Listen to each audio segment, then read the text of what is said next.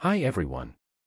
In this video, I'll show you how to fix the annoying "This unlicensed Adobe app will be disabled soon" error in Photoshop and other Adobe apps. Follow these simple steps, and you'll be back to creating in no time. Step 1. Open the Task Manager by pressing Ctrl, Shift, and Escape simultaneously. Step 2. Find the Open Adobe app in the Task Manager and click End Task to close it. Step 3. Go to Windows Defender Firewall in your system settings. Step 4. Click on the Advanced Settings button. Step 5. In the left sidebar, click on Outbound Rules. Step 6. On the right side, click New Rule. Step 7. Click Next to start creating a new rule.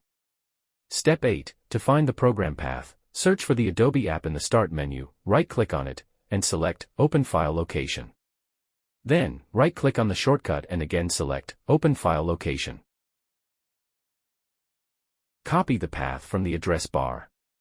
Step 9. Back in the Windows Defender Firewall, click Browse.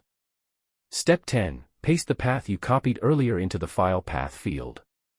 Step 11. Click on the .exe file of the Adobe app you want to create the rule for. Step 12. Click Next. Step 13. Click Next again. Step 14. Click Next one more time. Step 15. Give the rule a name of your choice.